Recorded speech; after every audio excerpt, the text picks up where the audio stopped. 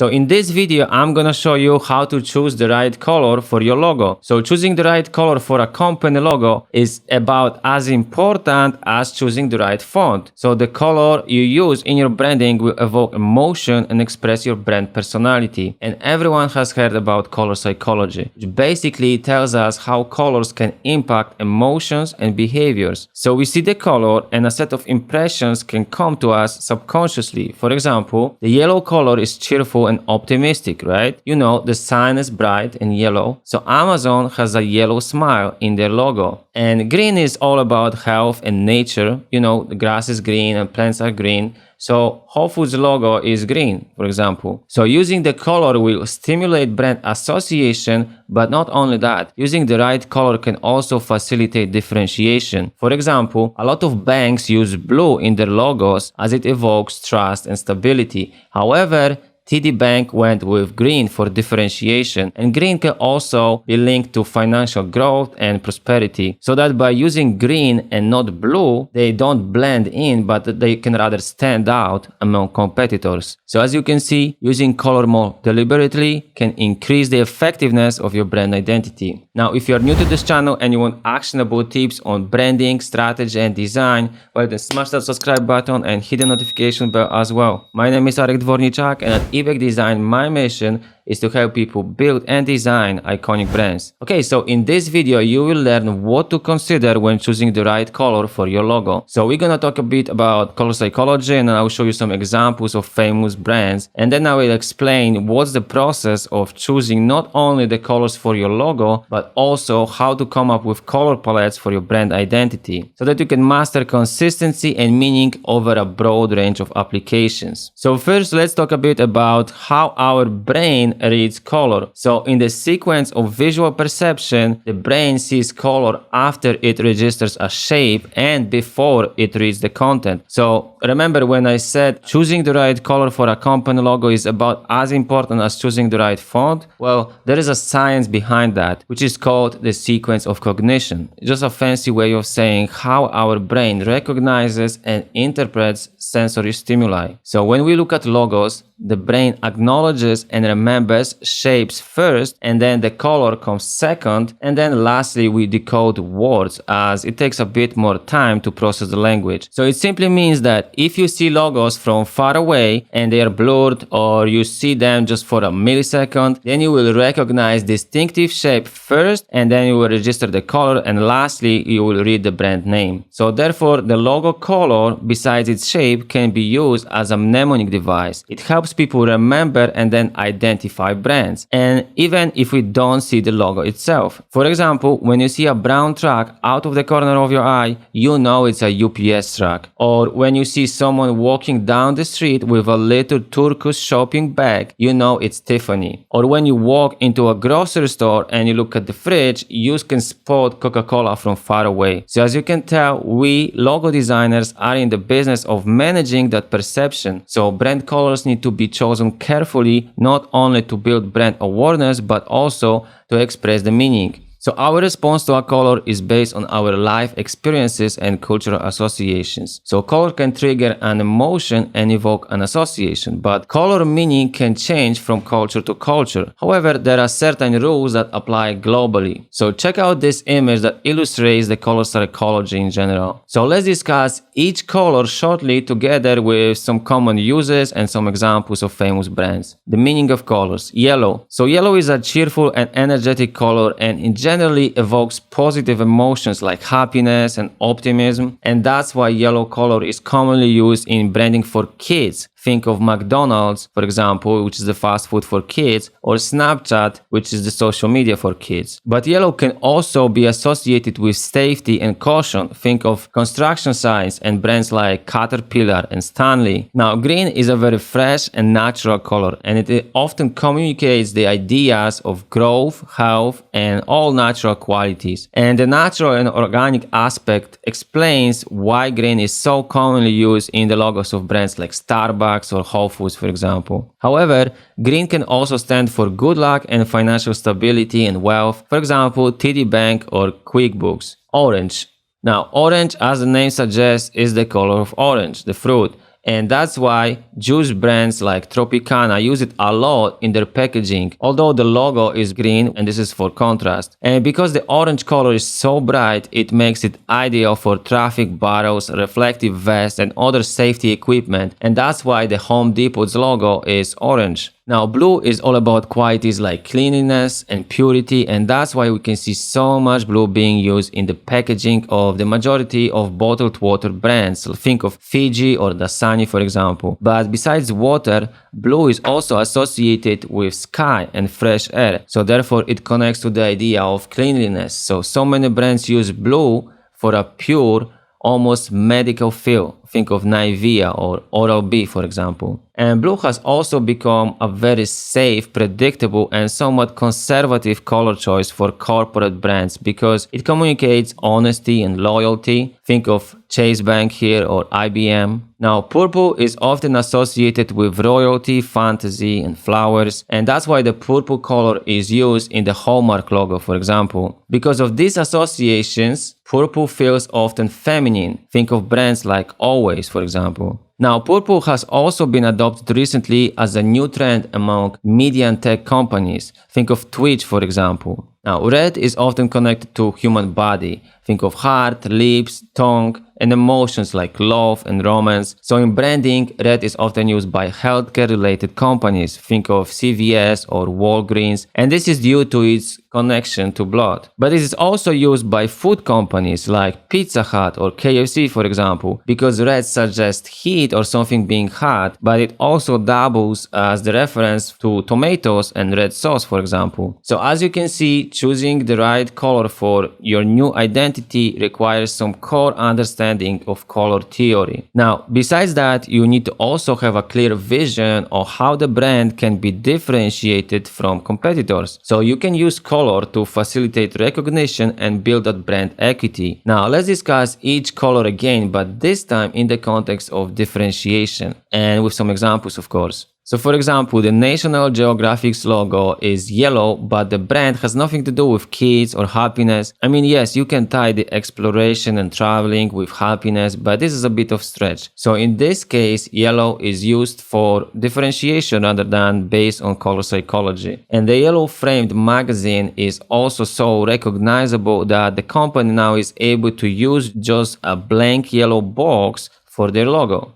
Now, green color in branding usually means environmentally and ecologically friendly. However, in America, our paper currency is green, right? So we connect the green color with financial products and services, and that's why we've got some green logos in financial sector. For example, like TD Bank or QuickBooks. And also keep in mind that not all green looks the same, right? So that dark green with gold works great for Rolex, for example, which creates very luxurious look and feel. Now, orange, the Home Depot has one of the most famous orange logos, and the founders said that they chose orange for their branding and specifically for their famous aprons because they wanted the salespeople to stand out like beacons within the warehouse-style stores. Just like a safety cone or a vest draws your attention and tells you to be alert, the Home Depot has used this bright orange to bring quick attention to their team members. So it is being used for distinctiveness. Blue. Now, we have a way too many blue logos out there. Pure blue might not be a good choice if you're looking to differentiate yourself, because the blue color became somewhat predictable and somewhat conservative choice for corporate branding. However, not all blue will look the same, right? So if you move it closer to green or closer to purple, then you will create a unique color while still making it safe and likable choice. Now, probably the most well-known purple logo is the FedEx logo. So FedEx pairs purple with other colors, including orange, green, red, blue, yellow, to distinguish their different business divisions. Now, Taco Bell is an unusual usage of purple in their logo and branding because earlier versions of their logo used red, yellow, and green to represent meat, cheese, and lettuce, the primary ingredients of traditional tacos. But then Taco Bell introduced its latest purple logo in 2016, and the color was chosen to show how they have a fresh and novel approach to Mexican food. And it stands out. Now, many big brands use red color in their logos just because it feels bold and energetic. And these brands are not making specific references to blood, health, or food, but they recognize that the red color conveys powerful and energetic emotions. Just think of Coca-Cola. They chose red because it's an energetic and lively color, and they basically managed to own this color in the category. So as you can see, you can use color either because of its meaning or because you believe it will make you stand out among competitors, so for differentiation or distinctiveness. Now, it is also vital to mention here that while some colors are used to unify an identity and the other colors might be used functionally to clarify your brand architecture, for example. Just look at this FedEx example. So in this case, color is used to differentiate business lines within a company. So as you can see in the FedEx brand architecture, the green color communicates ground services and the orange communicates high energy and speed of air transportation, and the blue is a corporate color, so it was chosen for their office division. So in this scenario, families of colors are developed to support a broad range of communication needs. So you need to take that into consideration and examine the benefits and disadvantages of using color to differentiate your products, using color to identify business lines, or using color to categorize information. So as you can see, you can use your brand color for different purposes. Now, let me give you some quick tips on how to choose a color for your logo. So as you already know, color is subjective. So it's also tricky for us designers to work with color. So your client may arbitrarily demand some specific color or reject another color based on some irrelevant reasons. But as we all know already, our response to a color is based on our life experiences and cultural associations. So what differentiates professionals from amateurs is the research. You need to do some color research and look for what colors link to your industry, and then you need to look at your strategy and find colors that will represent the moods and emotions that you are trying to convey. So consider color psychology here. And then you simply need to make a decision as to what color would be the most appropriate for that brand. For example, in my recent work for Medijuana, we went with the main dark green color for the wordmark and then a complementary much brighter green for the leaflet was chosen, the symbol, so that, green represents nature here. And we also chose complementary colors like beige, for example, and that stands for credibility. So usually what happens is that we assign the primary color to the symbol and the secondary color to the logotype, business descriptor, or a tagline. And it all depends, of course, on what type of logo you have. But in general, try to stick to 1 or 2, maximum 3 colors for your logo. And of course, there are some brands that break this rule successfully, like Google, for example. But for the most part, this is a good starting point. And then besides using the primary colors, we can also create color schemes to support a broad range of communication needs. So you can create secondary and tertiary color schemes for your brand identity. So here you want to develop color palettes that complement the primary logo colors. So you need to test how they will work together and if there is enough contrast between them and so on. So here you basically need to often test it out to see how the logo can be used on color backgrounds. For example, can you reverse the colors?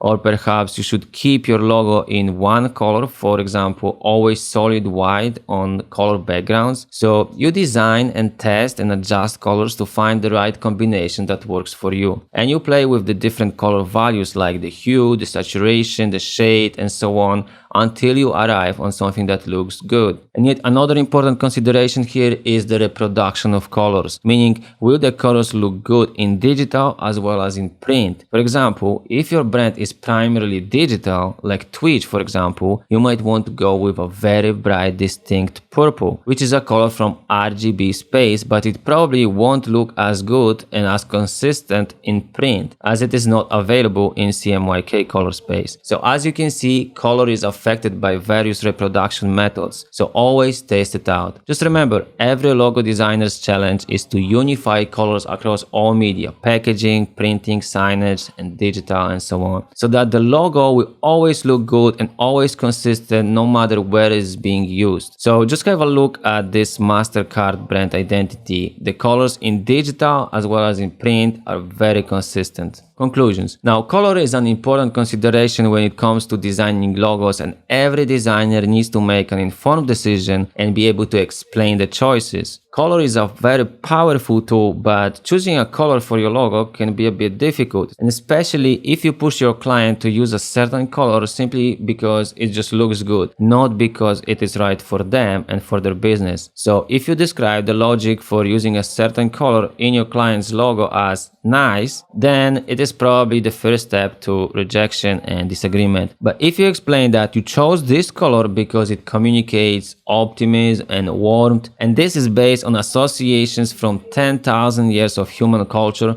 well, then it may lead to client's approval. So the color you choose for your logo needs to be appropriate and it needs to evoke certain emotions, but also it needs to be distinctive so that it can be remembered and people can link this color to your brand. So what's the best color for your brand?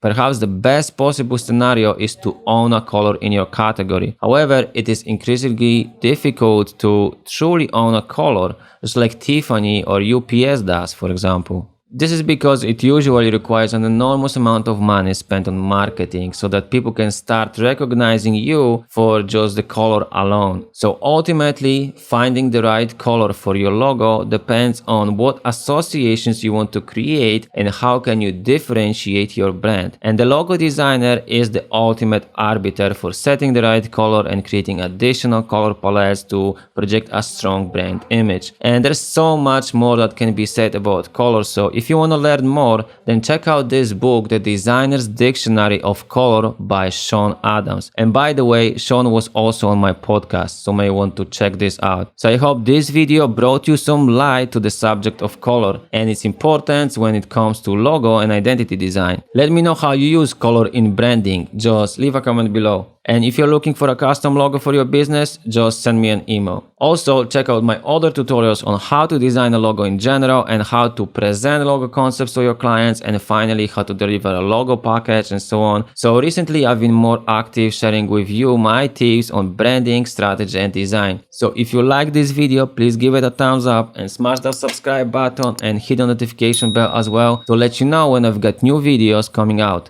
Until next time, this was Arek Dworniczak from eBay Design.